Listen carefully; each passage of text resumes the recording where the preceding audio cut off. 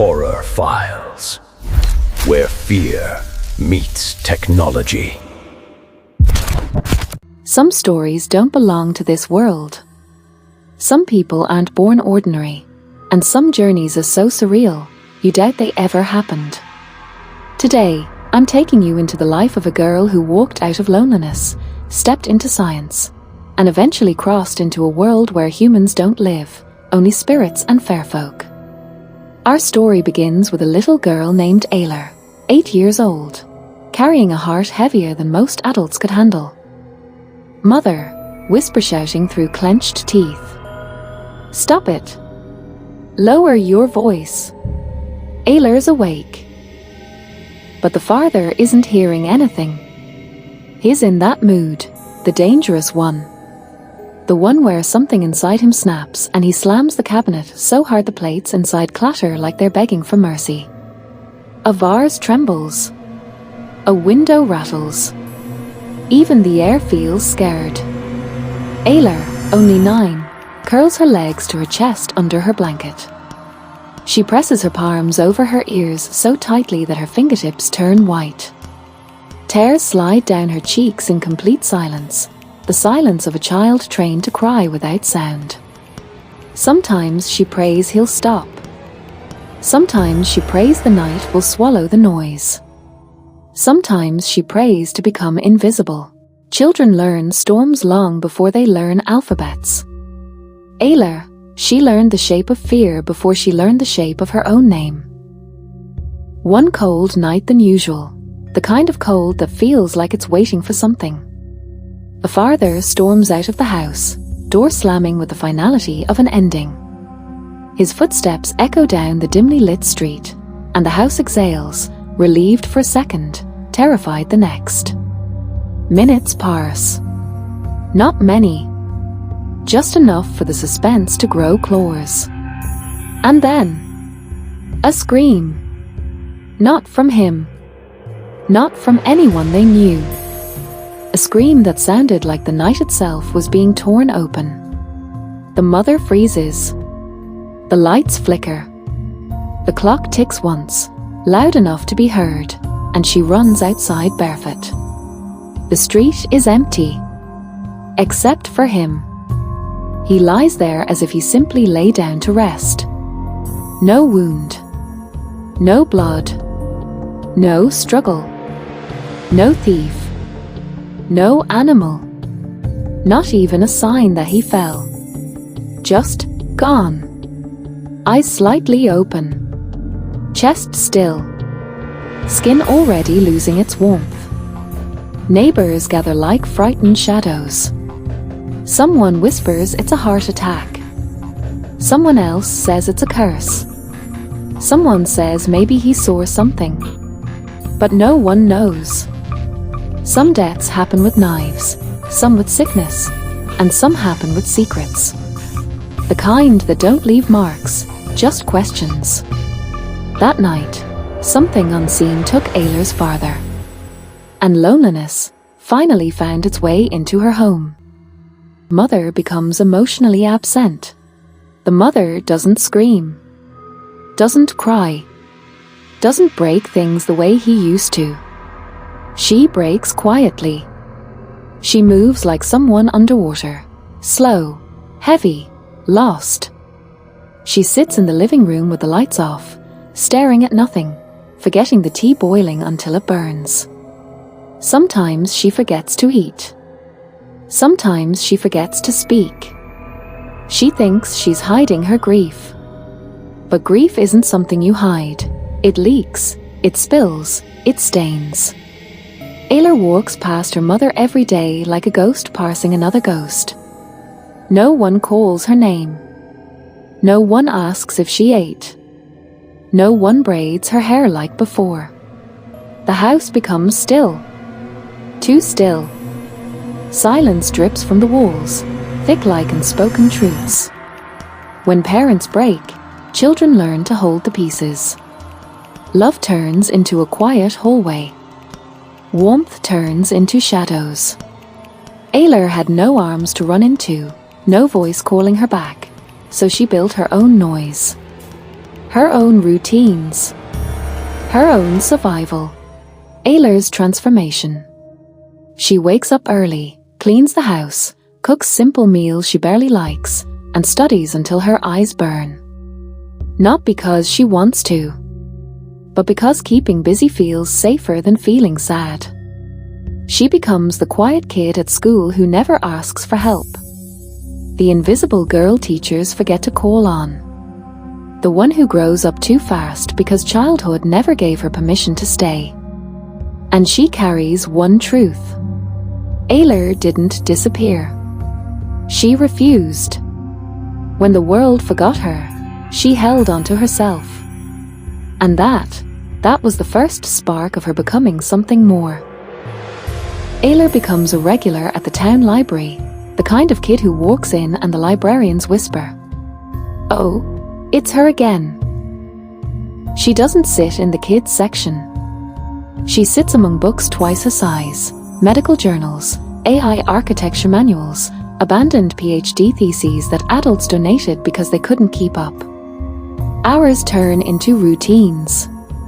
Days turn into patterns. Knowledge becomes her oxygen.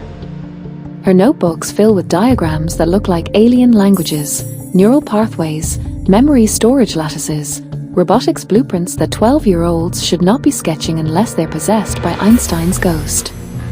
She tops every exam, not just with high marks but with answers that make teachers question their salaries. During one exhibition day, Ayla quietly wheels out a prototype that looks like a cross between a radio, a brain scanner, and a crime. Teacher, eyes wide, voice shaking. "You're only 12, and you've created a neural flow mapping model?" Ayla doesn't brag, doesn't explain, doesn't make a scene. She just gives that soft, barely there smile. The smile of someone who knows more than she should. Some children run marathons. Some solve puzzles. Ayla, she ran through the human mind like it was a playground. School corridors are loud, chaotic, buzzing. But for Ayla, they sound like static. No friends. No whispers. No laughter shared with anyone. She sits alone at lunch, dissecting problems no one else can see. At home, her mother is there physically, breathing, existing, but not present in any way that counts. Conversations become extinct. Smiles become artifacts. Ayla becomes a creature of silence. She carries it like armor, like a cloak, like a second skin. And silence, when held too long, mutates. It becomes hunger. Not for people, but for control. Loneliness is harmless at first, a quiet guest. But when it settles into the mind of a genius, it doesn't ask for company. It asks for power. One night, while studying neural oscillation patterns, Ayla stops mid-equation. Something clicks. Not in the air. Not in the room. Inside her. A single thought sparks the device that would change everything. What if emotions could be translated? What if minds could be read, like books? She begins. Not with software. Not with logic gates. But with obsession. Soldering wires at 3 a.m. Sketching circuitry with trembling hands. Coding algorithms that look like spells. Building hardware parts scavenged from old toys, broken radios, discarded medical equipment. She pulls apart things that should have stayed whole. She rewires things that shouldn't have been rewired. She creates things that shouldn't exist. And finally, she builds it. A device so unique, it could only come from brilliance stitched together with loneliness. It can read mental waves, the raw hum of human thought, translate emotions into data strings, turn memories into visuals and numbers, copy cognitive strengths, intelligence, talents, skills, analyze physical tendencies, reflexes, instincts, stamina, extract information, or without permission. And the most unsettling part? It only works for Ayla. Like the machine recognizes her loneliness and obeys her alone. One night, staring at the glowing blue interface, she whispers to herself, "Finally, I won't be in the dark anymore." She didn't crave a friend. She craved understanding. Not through connection, but through control. Not through warmth, but through access. To fill her emptiness, she didn't look for hearts. She looked for hard drives. And that is how genius becomes dangerous. Now Ayla tests the device. She chooses someone simple. Not the bullies. Not the toppers. Not anyone who cores questions. Just Lena, the quiet girl who sits in front of her in class. Harmless. Soft-spoken. No enemies. No suspicions. During lunch break, Lena leans over to borrow a pencil. Ayla gently touches her wrist, just 1 second longer than normal. The device in Ayla's pocket vibrates, a faint pulse like a heartbeat. Inside the device, emotional readings spike. Memory fragments flicker. Stress patterns unravel. Talent signatures map themselves out. Hidden fears spill into data. Lena walks away, unaware her mind was just duplicated into Ayla's hands like a stolen diary. Ayla stares at the screen. Lena's sadness. Her nightmares. Her wish to run away from home. Her hidden dream of becoming a painter. All of it sits there, open, naked, decoded. Ayla's fingers shake. Not with guilt. With excitement. First times are rarely perfect. But Ayla didn't need perfection. She needed proof. And Lena's mind whispered, "Yes, I can be taken." Students start changing, and so does Ayla. With every mind she scans, Ayla becomes stronger. From a boy in PE class, she copies athletic reflexes. From a girl in the science club, she absorbs advanced chemistry skills. From the head boy, she takes charisma patterns, enough to mimic confidence. She walks through the halls more quietly, more powerfully, like a storm building behind innocent eyes. Her scores skyrocket even more. She can solve problems she never studied, run faster than her small frame should allow, argue with teachers using logic they can't counter, predict others' emotional reactions with eerie accuracy. Kids whisper, "Something's off about her. She's too smart. She knows things. She's creepy." Ayla hears everything and smiles. There's a point where growth turns into hunger. Ayla crossed it. She was no longer learning. She was collecting. The device evolves and gets darker. Ayla upgrades the machine. It no longer needs touch. Just proximity. A few feet away, and it can read emotional frequencies like radio channels. It identifies who's lying, who's scared, who's secretly jealous, who's hiding trauma, who's vulnerable, who would obey, who would break. The device becomes an extension of her body, like a new sense, a sixth instinct. One evening, Ayla watches her mother sitting on the couch, staring blankly at the wall. The device hums softly, and for the first time, Ayla points it at her own mother. The results hit her like a blow. Her mother's depression levels are off the charts. Her memory fragments flicker with the father's death. Her emotional capacity is collapsing. Ayla drops the device. Her heart races. For once, she feels something close to fear. Genius is intoxicating. But truth, real truth, is venom. And the device did not lie. It showed Ayla a reality sharper than grief. That the woman who raised her was breaking, piece by piece. Unexpected consequences begin. Strange things start happening.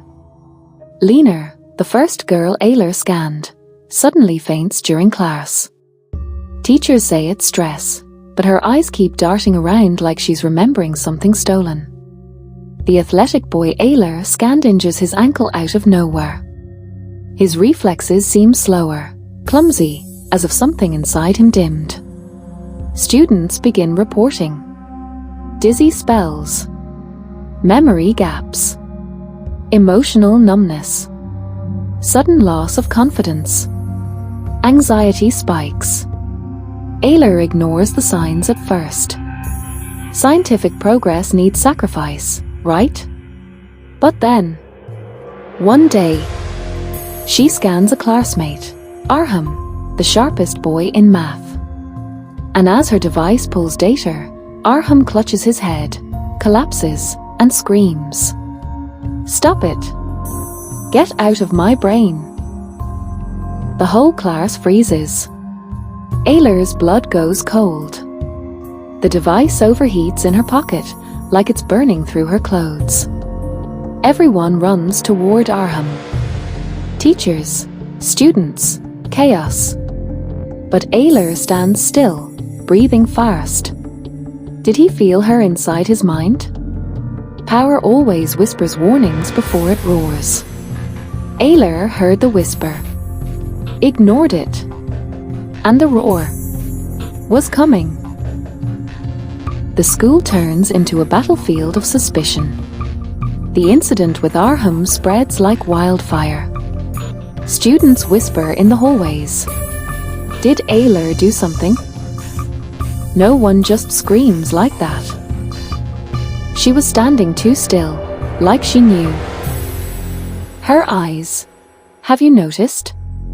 It's like she sees through you. Teachers start watching her in that subtle adult way, the kind where they pretend they're concerned but really they're scared. The counselor calls her in. Ayla sits there, silent, calm, polite. On the surface, she's a perfect student. But under the table, inside her pocket, the device gives off a faint blue pulse, scanning the counselor's emotional readings. Ayla sees everything. Fake concern. A hint of fear. Plans to maybe report her. A little superiority. And pity. Ayla hates pity. She leans back in her chair and smiles, a cold, quiet smile that makes the counselor drop her pen. When a child stops being understood, adults grow uneasy. When a child stops needing adults, adults grow terrified. The device begins to change, on its own. That night, Ayla opens the device to fix its overheating issue. But something's wrong. The circuitry has rearranged itself. Patterns shift. Code strings she didn't write start appearing. Lines of data pulse like a heartbeat. You are the source. You are the key. Enable expansion. Enable evolution. Ayla freezes. Machines don't torque. Not like this. She touches the core processor, and for a split second, the device hums back, warm like skin. As if it recognizes her. As if it's alive. Creation is a mirror. Sometimes it reflects the creator. Sometimes it becomes the creator's reflection twisted into something hungry. The first supernatural crack, Father's shadow returns. For weeks now, Ayla has felt something in the house. A presence. A weight. A cold whisper. A shadow that disappears when she turns. One night, while working on her device, she hears the front door creak, slow, deliberate. Her mother is asleep. Someone else enters the house. Ayla walks into the hallway, device in hand, glowing faintly. The lights flicker. A gust of wind rushes past her. Her breath fogs in the air, inside the house. And then, a silhouette forms near the staircase. Tall, broad, familiar. Her father. Not whole, not normal. More like a memory trying to wear a body it no longer owns. Ayla steps back. The device in her hand begins scanning automatically. The reading flashes. Unknown entity. Wavelength match, 73%. Origin, non-physical. Emotional signature, anger, remorse, pain. Warning, do not connect. Ayla whispers, Dad? The shadow tilts its head, and then its mouth opens. But no sound comes out. Instead, the lamps explode all at once. The shadow vanishes. Ayla falls to her knees, shaking, clutching the device. Some deaths leave grief. Some leave silence. And some leave unfinished business that looks back at you from the dark. When a heart goes silent, the mind becomes a weapon. And Ayla's heart had been silent for years. Something dark starts following her. Wherever she goes. Lights flicker. Temperatures drop. Shadows stretch in unnatural ways. Whispers echo without mouths. The device senses any unidentified entity nearby. Sometimes, she sees glimpses of her father in the corner of rooms. Sometimes, she hears breathing behind her. And sometimes, at night, she hears a voice. Ayla, stop. The voice is broken, pained, trying to protect her or warn her. But she keeps going. Because now, Ayla is unstoppable. Genius births miracles. Pain births monsters. But Ayla was becoming something in between. Age 15 to 16, Ayla completes the device, master version. At 16, Ayla finally finishes what she started at 12. Not a prototype. Not an experiment. A finished weapon of understanding. A device so small, yet powerful enough to bend the world to her loneliness. It looks harmless. A tiny, curved silver clip, the size of a fingernail. Sleek. Smooth. Polished like moon metal. It fits just behind the ear, resting lightly against the mastered bone. Invisible under her hair. Undetectable to the eye. When activated, a thin line of blue light pulses like a heartbeat. Faint enough not to be noticed in daylight, but bright enough to look supernatural in the dark. Inside, the technology is terrifying. Quantum emotion readers. Neural wave deconstructors. Behavioral prediction systems. Memory projection architecture. Cognitive bandwidth duplicators. An encrypted core only Ayla can unlock. A strange self-evolving algorithm she never coded. The device doesn't just read minds anymore. It understands them. And worse, it can rewrite Ayla, folding other minds into hers like threads in a growing tapestry. Some inventions are built. Some evolve. And some are born from wounds so deep they create their own intelligence. Target, her favorite teacher, Miss Helena. Miss Helena is the one adult Ayla has ever admired. Not loved. Not trusted. Admired. She teaches literature with a voice that feels like warm tea on a cold day. She looks at her students with genuine softness. Something Ayla hasn't experienced since childhood. But still, Ayla feels unseen. Like Miss Helena notices everyone except her. Praises everyone except her. Connects with everyone except her. And that invisible feeling, mixed with teenage brilliance, becomes a dangerous equation. One rainy afternoon, Miss Helena stays after class to grade papers. The classroom is half dark, lit by the soft glow of the storm. Thunder murmurs outside. Raindrops streak the windows like trembling threads. Ayla walks in quietly. Miss Helena, can I talk to you? Helena smiles, warm and tired. Of course. Ayla. Sit. But Ayla doesn't sit. She stands close, too close, clutching her notebook, pretending she's nervous about her assignment. Inside her sleeve, her fingers tap the activation switch. The tiny ear clip glows blue. A silent, invisible pulse spreads from Ayla's head, like a ripple of electricity, toward Miss Helena. Even kindness has blind spots.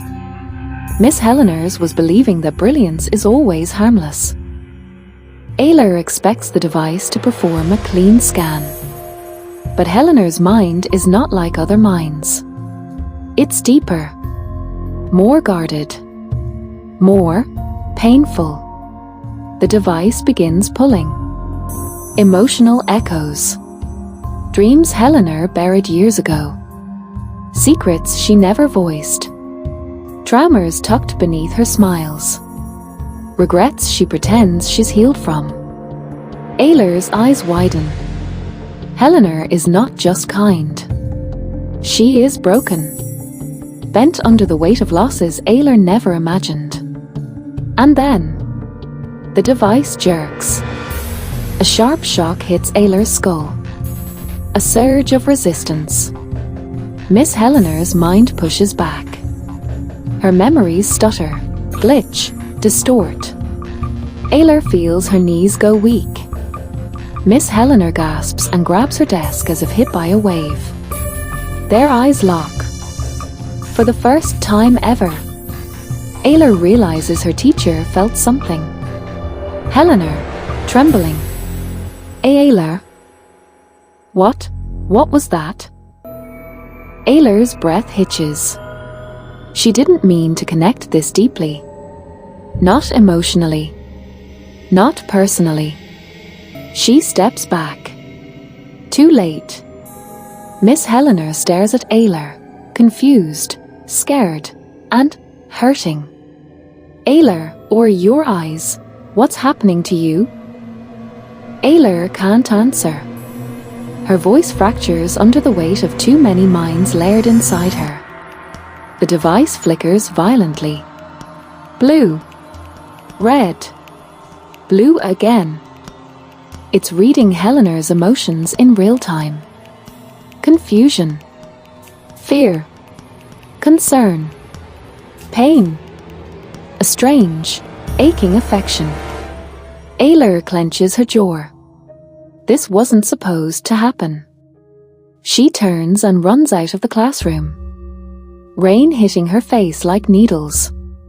Behind her, Miss Helena calls out. Ayla! Wait! Talk to me! But Ayla doesn't stop. She can't. Because the device shows something she's never seen before. Miss Helena's emotional frequency matches Ayla's father's. 73%. Identical to the shadow that visits the house. Ayla stumbles. The world tilts. Her father. Miss Helena. The shadow. The device. Something connects them. Something Ayla never saw coming. Some truths hide in silence. Some hide in grief. But the darkest truths hide in the people we trust the most. And just when Ayla thought she finally understood the power of the device, the room shifted. Her breath slowed. Her heartbeat stuttered. The device activated on its own. Short silence. Miss Helena wasn't supposed to hear that voice. Not yet. But the funny thing about secrets, they don't stay hidden. Not in Ayla's world. Not anymore. So if you think this was shocking, wait till you see who's been listening from the beginning. Trust me, the real story hasn't even started. Hope you all enjoyed the story. Stay tuned, the next one's coming soon. You're watching Tech Horror Files, where fear meets technology. Don't forget to like, share, and subscribe for more chilling tales. The Tech Horror Files.